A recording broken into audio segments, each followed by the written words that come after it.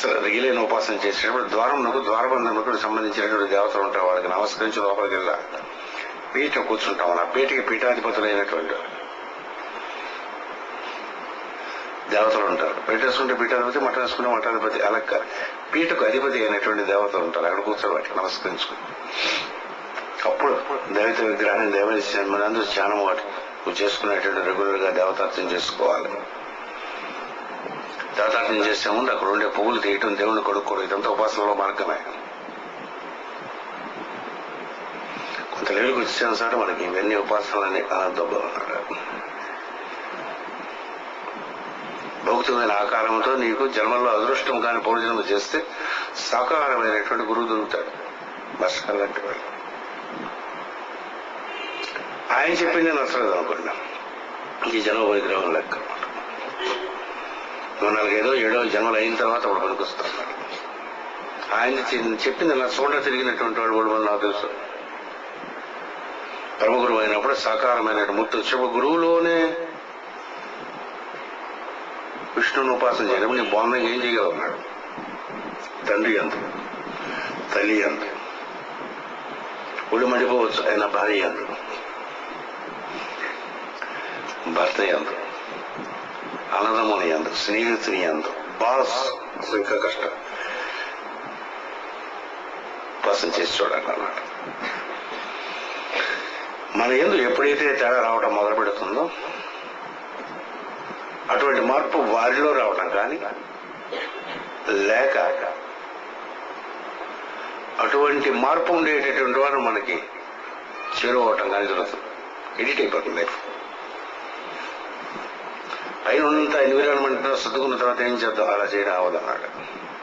లేచిన దగ్గర నుంచి ప్రతి అడుగులో, ప్రతి అడుగులో వేసిన చోట, ప్రతి కనిపించినటువంటి సమస్తమునందు విష్ణువు యొక్క ఉపాసన చేయమన్నారు. ఇది విష్ణు ఉపాసన అనేటువంటి పేద మొట్టమొదటి ఉపాసన నారదుల వారికి ఋషులు ఇచ్చారట. కథ మీకు తెలిసినటువంటిది.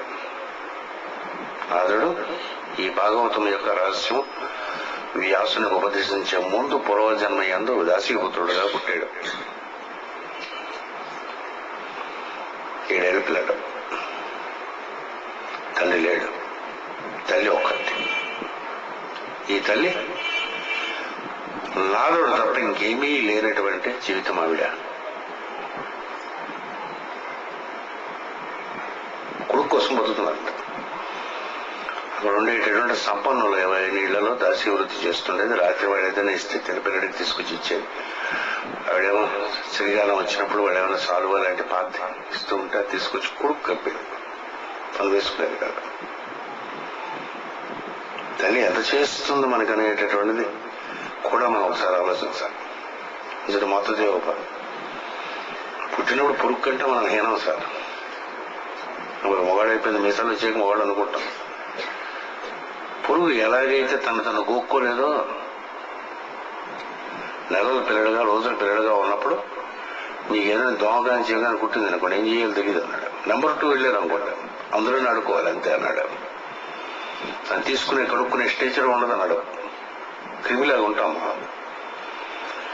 అట్లాంటి మందిని ఎప్పటికప్పుడు గడిగి శుభ్రం చేసి పాలు కావాలంటే ఇచ్చి ఆకలిస్తున్నదని లాలించేది తల్లి. తల్లి దుష్టురాలు అయినకుండా దాన్ని బాగు చేసుకోవాలి తప్ప తల్లిని అసహించుకొని ఏయంగా చోటు వస్తున్నటువంటి లేదు. అటువంటిది అసలు కుపుత్రుల భవతి కదా. కొడుకు ఎలా కుపుత్రుడు అయితే తప్ప తల్లి కుమాత నాయబాబు అడిగా లేకపోతే పట్టుకున్న బట్టి బతికి బట్టగట్టేవాడు. అందులో పుట్టినట్టు యాదం తీసుకెళ్ళా నన్ను అప్పుడప్పుడు వదిలిస్తుంటారు కదా.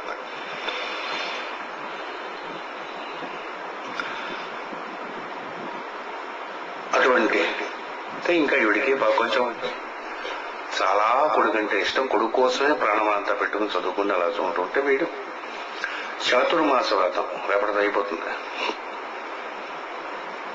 ఆషాఢ మాసంలో వర్షాలు వచ్చేటప్పుడు ఏం చేసేవారంటే పూర్వం ఈ సన్యాసులు యతులు అంటే నిజంగా అప్పుడు యతులు ఉండేవారు. విలక్క అతి, ఇప్పుడు యతుల కంటే అతి చేసేవాళ్ళు ఎక్కువ. యతి అయినటువంటి వాడు కానీ, సన్యాసం తీసుకున్నటువంటి వాడు కానీ, యతి దీక్ష తీసుకున్నటువంటి వాడు పీఠాధిపతులు తప్ప, పీఠంలో అధిపతి అయినటువంటి వాడు నిర్దేశింపబడిన వారు తప్ప మిగతా యోజులు ఈ రోజు ఉన్న చోట రేపు ఉండకూడదు. అది రూళ్ళు. ఆశ్రమాలు అవి కట్టుకుంటున్నారు. చాలా నేను ఎతండి సన్యాసిని పెద్ద ఆశ్రమం అండి అని అంటే వాడు అతి చేస్తుంటాడు లెక్క. మాస్టర్ గారు ఉండేటప్పుడు కూడా ఆశ్రమాలు చాలా ఇస్తాం. ఆ శ్రమం అని ఎందుకు అన్నారు. ఆ మాస్టర్ అంటే పన్నుతో మాట్లాడారు. అసలు ఆశ్రమం మాస్టర్ ఇచ్చేస్తాను, ఆ శ్రమ మనకి ఎందుకు అన్నారు. దగ్గర ఎత్తున కదా బాగానే ఉంది. ఆ దీక్ష తీసుకున్నటువంటి వాడు నడిచి వెళ్ళాలి. పల్లకి కానీ వాహనం కానీ గుర్రం కానీ ఎక్కరాదు. రూల్స్ ఉన్నాయి వాటి. ఇప్పుడు ల్యాండ్ కోసం డిస్ప్యూట్కి వెళ్ళే స్వామీజీలు వాళ్ళు వేరు అనుకోండి. ఇప్పుడు శంకరాచార్యుల వారు పెట్టినటువంటి పీఠంలో దాని అధిపతులు వాళ్ళు వేరు. మామూలుగా సన్యాసం తీసుకున్నప్పుడు కానీ యతి దీక్ష కానీ తీసుకున్నప్పుడు దానికి కొన్ని నియమములు ఉన్నాయి. పూర్వం అలా ఉండేవారు. ఇళ్లలో ఉండడానికి వీల్లేదు వాళ్ళు. నడిచి గుడైనా ఉంటే గుడిలో ఉండి ఇప్పుడు కొంతమంది అట్లాంటి వాళ్ళు ఇప్పటికే ఉన్నారు. లక్షణాలు ఉంటాయి. అలాంటి వాళ్ళు మంచివాళ్ళు కొంతమంది వచ్చి చాతుర్మాసంలో మాత్రము వారు గృహస్థి అంటూ ఉండవచ్చు. సంపన్నుడైనటువంటి వాడు ఎవడైనా గృహస్థిగానే ఉంటే వారి ఇంట్లో కూర్చుని వాళ్ళు పెట్టినటువంటి భోజనం ఏదైనా పెడితే తిని కాయగూరలు తిని ఆ రోజు పొద్దున సాయంత్రం వాళ్ళకి ప్రవచనాలు చెప్పటం, మంచి విషయాలు చెప్పటం అనేటువంటి ఏం చేద్దామంటే ఆ రోజులలో వర్షంలో పడతాయి. వర్షాలతో స్టార్ట్ అవుతుంది చాతుర్మాస వ్రతం. 4 నెలలు ఉంటుంది. దాని పేరు చాతుర్మాసం అంటే 4 నెలలు అన్నమాట. 4 నెలలు ఒక చోట స్థిరముగా వాళ్ళు ఉండాలి. మిగతా 8 నెలలు తిరగాలి, ఒక చోట ఉండకూడదు. సో ఈ చాతుర్మాస దీక్షలో ఉండేటటువంటి వాళ్ళు కొంతమంది ఈ నారదుడు వారి యొక్క తల్లి ఎక్కడ పనిచేస్తున్నదో వారి ఇంట్లో దిగారు. ఇలాంటిది ఒక పెద్ద హాల్ ఉన్నది, కిందనేమో వాళ్ళు ఉండేవారు.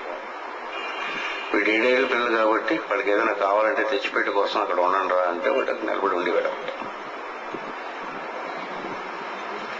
అంటే బిడి కావాలి, సెలెక్ట్ కావాలి, ఏదైనా అవి తాగడు కాబట్టి అప్పుడు స్వామీజీకి ఏదైనా మంచినీళ్ళు కానీ ఏదైనా కావాలంటే వీడు తెచ్చిపెట్టడం కోసం, అలయన్స్ కోసం, అలయన్స్ అంటారు, వాడు పెట్టారు. పిలుస్తున్నా అంతా అయిపోయిన తర్వాత 7 నుంచి 10 వరకు, 9, 8 వరకు, 8:30 వరకు ఎవరైనా వరకు వచ్చినట్టు ప్రవచనం కూర్చున్నట్టు అందరూ కూర్చున్నట్టు వెళ్ళిపోయారు. అయిపోయిన తర్వాత కూడా వీళ్ళు ఈ భోజనం చేసి ఇంకేం చేయడం కూడా కదా. స్వామీజీలు అంత పనులు తినేసిన తర్వాత ఆధ్యాత్మికమైన విషయాల గురించి మాట్లాడుకుంటారు.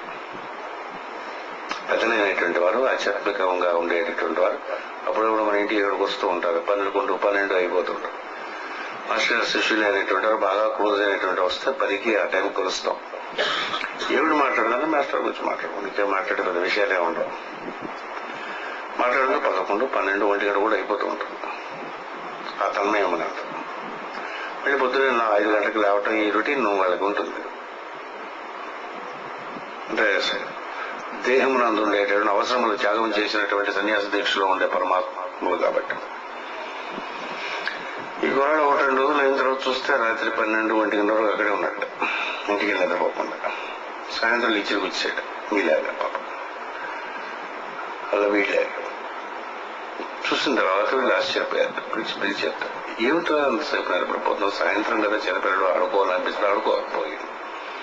గోళికాయలు లేకపోతే కళా వెళ్ళావు, లేకపోతే కంప్యూటర్ గేమ్స్ పోయి ఆడుకో అనవసరంగా పాపం. లేదు సార్, మీరు మాట్లాడుకుంటుంటే వినేటటువంటిది నాకు నచ్చింది, అందుకు వింటున్నాను. మంచి విషయాలు ఏవో మాట్లాడుతున్నారు మీరు. పరమాత్మ సాధనకు సంబంధించిన విషయం మాట్లాడుతున్నా నాకు చాలా నచ్చాయి. అందుచేత అక్కడ అలా నిలబడి వింటారు. కొమ్మ మునిగిపోయిందని భయపడిపోయారు వీళ్ళు. వాడికి పిచ్చి మొట్టమొదటిగా ఉపాసన చెప్తాను, చేస్తారా అన్నాడు. చెప్పండి సార్, పెద్దలకు పేరు ఏం చెప్పారు. విష్ణు ఉపాసన ఉంటుంది. సర్వమునందు